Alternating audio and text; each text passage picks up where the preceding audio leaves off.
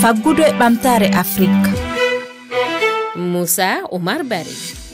tedduɓe heeɗiɓe RFI fulfulde on calminama bisimilla moon e yewtere faggudu e ɓamtare Afrique.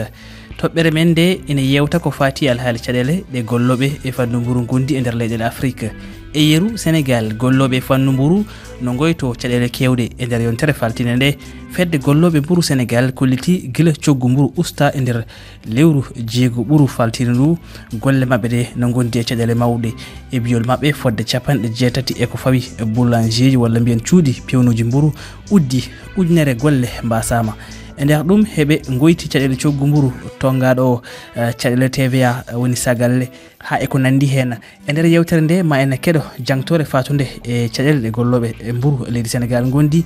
kono kadi ma en bismo goto mo ganduɗa ko Mamadou Jean Bari gonɗo toon to leydi Guinée wajatoɗo gartiɗo fedde golloɓe mburu to Guinée. Aboubacry Lom ko Sénégal najo hertorɗo faggudu. tedduɓe bisimilla moon e heɗade.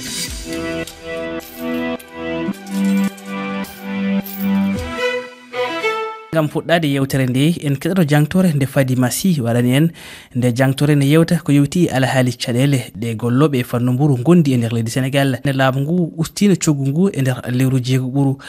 guila nde ɗum waɗi noon ɓe koliti heɓe kawri e caɗele kewɗe. keɗoɗen jangtore. yamdi jeenayi to legal Médina goto e diwanuji Dakar ɓurdi hewde yimɓe oɗo saaha laabi ɗi ina deeji kono wona ɗum teska e nder oɗo boulangerie ko pewdoɓe e sodoɓe mburu no yeytoya goni e gollude ni muni kala e mabɓe ko keñido nde wonno yimɓe kewɓe hono Aissata ndena padaɓe gam haccitade.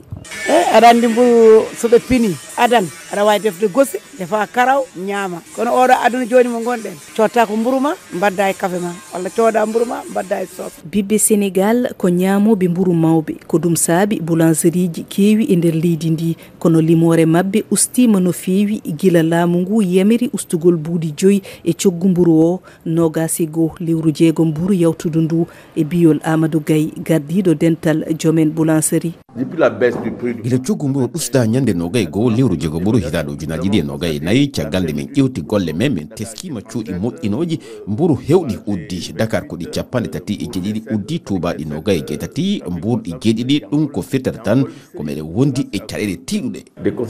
hande yidde mabɓe woni laamu ngu ittanaɓe pawdi tedduɗi ɗi ngam ɓe poofa. Ce que nous voulons aujourd'hui, c'est faire appliquer. hande meɗen yiiɗi hutorade kuule goɗɗe ittutude jobdi waɗeteɗi ko moƴƴingol mburu ngam ustude jobdole ɗosde e levure e kala ko fati e moƴƴintingol e kadi ko ɓuri ɗum foof sosde coggu rendo ngam courant bakoɓe walla men e kirji nangue ngam wawde jokkude golle men. min namdi yomin mbaɗu no Côte d'Ivoire woni e gollude ngam ittude jobdi levure e jobdi moƴƴintinoji ngam moƴƴinde mburu no hanniri. Dans la proposition de pain. oɗo saaha ko ɓuri boulangerie capanɗe jeeɗiɗi e ɗiɗi guddi e nder leydi ndi saabu pawdi ɗi nde laamu ngu jettinde pellital ustude coggu mburu o ha capantati dendagal yeyoɓe mburu gusti teddendi ndi kono ina wayno ɗum yonani. Fadima Sy a jarama ko yewti e nder jangtore tedduɓe ina wayna en jahanna toon to leydi Guinée jaɓɓoƴano mo ganduɗa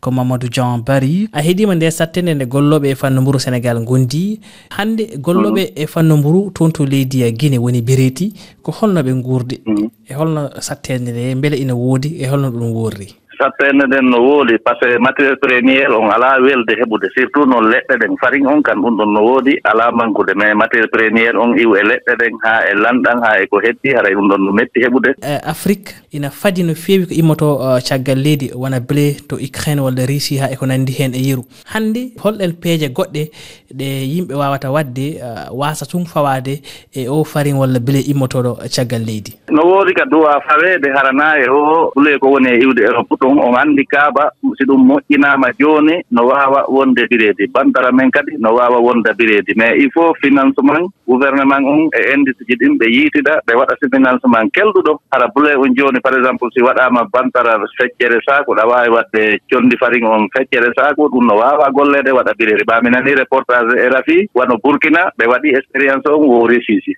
beele hakkude moon e laamu ngu waɗi eɓɓoje fi ustugol none ɗi coggeli walla ɓeydugol coggeli farine hay ko nandi hen aray boulanger ɓen ɓireedi on ɓe wawata ɗoytude ɓe wawata ɓeytude ɓaɓe jogaaki ko gollete ɓireedi kon hay fus ko wawata ɗoytude ɗum ma ɓeytude hay ko wano jooma farine en si ɗum ɗon tippike jooni ka usine farine on min heddiri moyen min wawa yeyde ɓireedi moyen mais si ɓe sappini aray min wawata ɗoytude ɓireedi kono haray meɗen wakkili e hoore ɗum ɗon ɓaako ma men wakkilo men golla ino population ara tampale. Mamadou Diambary a jarama RFI Fulfulde weltanimama. awa barka. En gartate o mo ganduɗa ko Aboubacry Lom ko faggudiyanke e jeeyaɗo ɗo e nder leydi Sénégal. Aboubacry Lom mi salminima.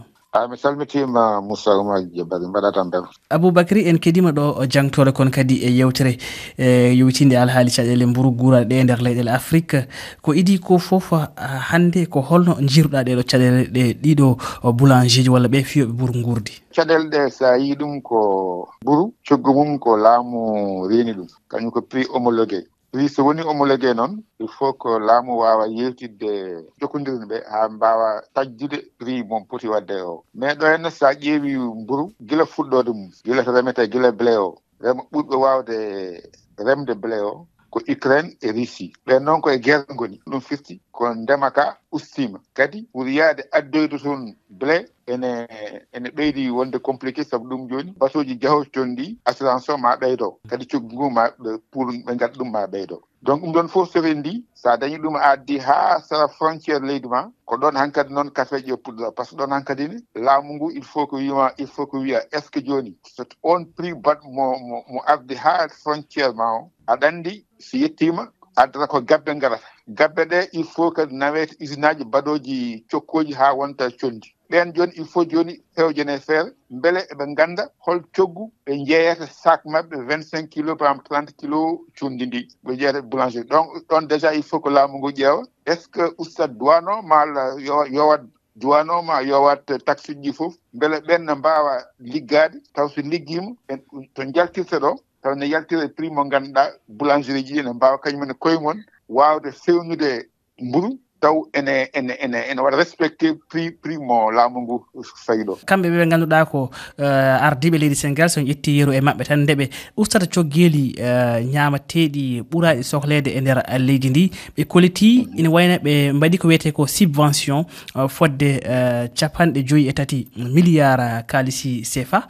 holko saabi ɗum battinani. ƴewta joni ko est ce que ha hande coggu gonɗo international ngu est ce que ngun coggu ɓeydaki subvention ngaji wawi subvention façon ngaji ɗiɗi ɗum waɗi en mbawi yowde taxe uji poɗɗi yowede to douane ɗo ene wawi taw oɗo saaha taw hankkadi prix o kadi koko to caggal leydi ndi aɗa andi kadi hay transport o joni ɓeydima no feewi assistance o ɓeydima par ce que aduna o fof joni ko haare mere woni hen affaire Israël Gaza en ha jiiɗa yemenaji ne kada batoji ɗinen nadde